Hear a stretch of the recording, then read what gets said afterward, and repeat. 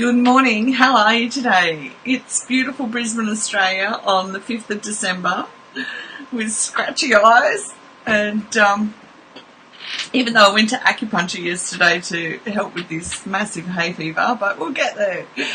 And on this beautiful day, on Wednesday, and if you're in the Northern Hemisphere, we're fortunately a day ahead, I want to ask how you are. How are you going on Hump Day in Australia? And Hump Day in the Southern Hemisphere.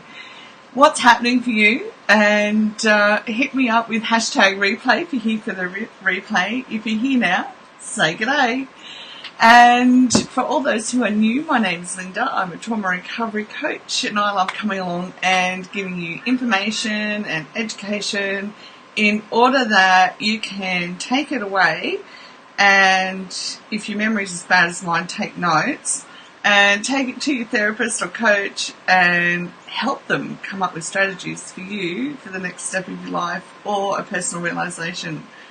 So this next 3 weeks, I'm actually taking my daughter to her practicum. So she did a certificate in aged care, and now she has to spend 3 weeks doing her practicum. So it just throws my whole routine out of whack, which is challenging when you've come through trauma as a child and your brain develops differently. Now, if you're actually, just let me see if I've still got it up. If you're on my Facebook page, you would have seen yesterday, and I'll just grab you the copy of the, it was like a cross section of the brain at the top, and it shows how when we've experienced trauma as a child, it shows and explains. Here we go, just for you. Sorry about this. Ad lib away. Okay, so I want to show you this. Now, it's dodgy this morning, isn't it? So, this is a drawing of the brain.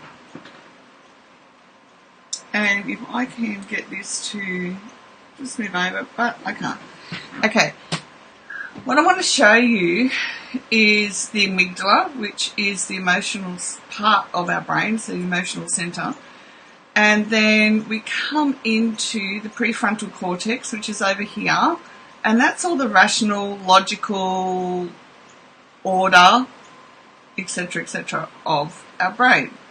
Now, in order for the amygdala and the prefrontal cortex to work in tandem, we have to have our whole limbic system there and connecting them. And when the limbic system doesn't connect our prefrontal cortex and our amygdala, then we have no order for the emotions that are happening for us in that day. Because the limbic system's gone, you're not safe, and proceeds to go to the extreme regions of the body for fight, flight or freeze to see what you need, to be safe. Am I going to need to take off at 500 miles an hour and be safe? Now, in order to access the emotional brain, how do we do it? So think about the times that you triggered. How am I going to access the emotional part of the brain? When I'm triggered, the limbic system's gone offline because it's getting ready to keep me safe. So I don't have any access to my prefrontal cortex because it doesn't work without being connected to the emotions, okay? There's no logic to what I'm feeling. What I need to do is build self-awareness, okay? Now, the medial prefrontal cortex here is what connects to the amygdala. And when my goodness, I can't talk this morning. After gym, it's just crazy. Everything's out of order.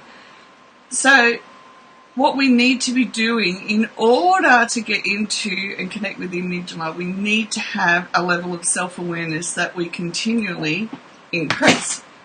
So what does that mean?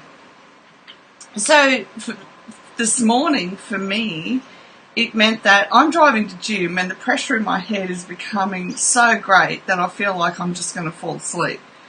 And I took a deep breath as I was driving and I'm like, no, I'm not tired. I can feel here. I'm not tired. I've slept. But the pressure was actually affecting my eyesight as well. And I'm like, this is crazy. I'm nearly at gym. I need to work out what on earth's going on inside of me, because I feel good. Well, I thought I felt good myself, but obviously something had been triggered in my brain and I couldn't make order out of what was going on.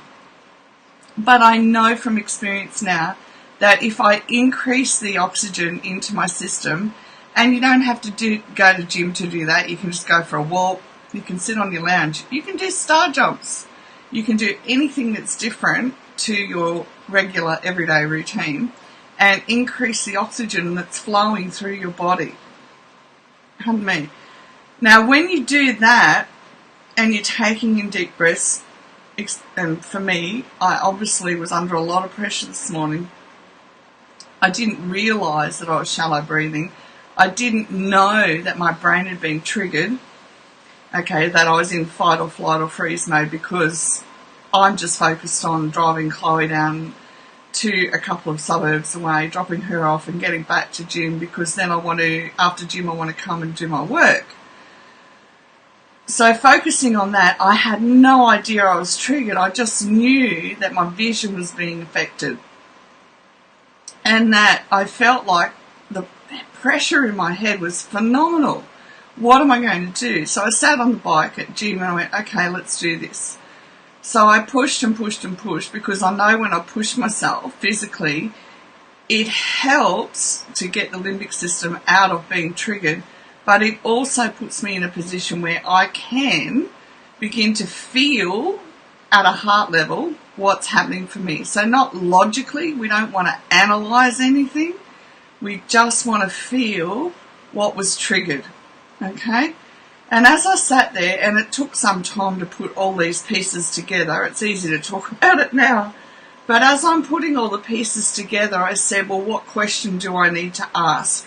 What's happening inside of me that I got triggered into shallow breathing to the point where I'm just about to pass out? Pardon me. And I said, well, what am I worried about? And I couldn't believe it. As I sat there, I could feel in my heart, I'm worried that everything that I want to come true, all the things that I want to do. So for me, they're really big things. Like I want to move to America, live and work in America, because that's where I've always felt that I need to be. And I know it's so close. But also our dreams, the good things, can trigger us as well, okay? Because we didn't have an order built into us as children how to address things that are bigger than us. Our dreams are bigger than us. How to address things in any type of order. It's something that we need to do and need to relearn and to teach ourselves. How do I put this in an order that makes sense and it's not going to trigger my whole system into I'm not safe and I'm worrying and I shouldn't be. Okay? It's amazing how, as children, our brain gets trained in such a manner that if we're not equipped this way, so the trauma puts our brain into overload, separates the prefrontal cortex and the amygdala, and what goes on in the amygdala is a whole different video. And then as adults, we don't know this, and so we blame ourselves. We say, oh my goodness, if I could just do that, if I could fix this, if I had that, I'd make this happen. And the reality is, as we saw from the diagram I showed you, that we need to develop a level of self-awareness of what's going on, what our fears are, what our dreams are, and then we need to put them in an order that makes sense to us logically, okay?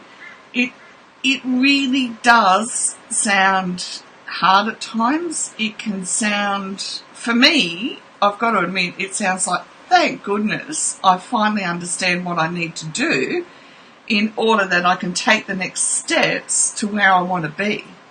Okay? There's no magic pudding jumping out of the cart and going, wow, swing, this is all going to happen. But it can happen as I put the steps into place. Plus the order. When I put things in order, I can always return my feelings to, right, we've got this in order. I know where I'm going. I know what has to happen. And if I feel any fear, if I feel any worry, I just go, no, I don't have to feel that way. I've got this in order and I know where I'm going with this. I can't emphasize enough how important order is for a traumatized brain to begin to function healthy. And not only that, when we put it into an order, we get access to the spiritual part of our brain, which scientifically they've proven that we need as well. So, to help our brain function in a healthy manner. And there's a whole lot more. But I don't want to keep you long today. I just want to give you a couple of takeaways of when you're feeling the deep pressure, right, and it becomes so intense that you feel, even if you can't feel that you are triggered, then sit down and just move your body. Look, I don't care if you just move your body, move your arms up and down in a chair. Just move your body in a manner that makes it take on more air. Okay, we need the oxygen flowing through our system. And then when you can feel your heart center and you're going to go, right, what am I feeling? What triggered this? What set all of this off in my brain? Then we're going to go, right, am I worried about my kids? It's like doing having the elements of your life on a carousel and saying, am I worried about my kids? Am I worried about money? Am I worried about a relationship? Am I worried about my dreams? Am I worried about my future? Am I worried about today? Am I worried I'll never be well? Am I worried about my family, as in extended family, my friends? And as you go around that carousel, it's like you hit on one thing and you go, right, that's it. And I guess the big takeaway from today is even as we heal and progress through the different stages of recovery, okay, and we progress into the areas of life where it's good and, we've got really good, healthy things to look forward to, our brain was not parented in a manner and in an order that made any sense to us, and we're the ones doing the reprogramming, the reparenting, and the good news is we can do it.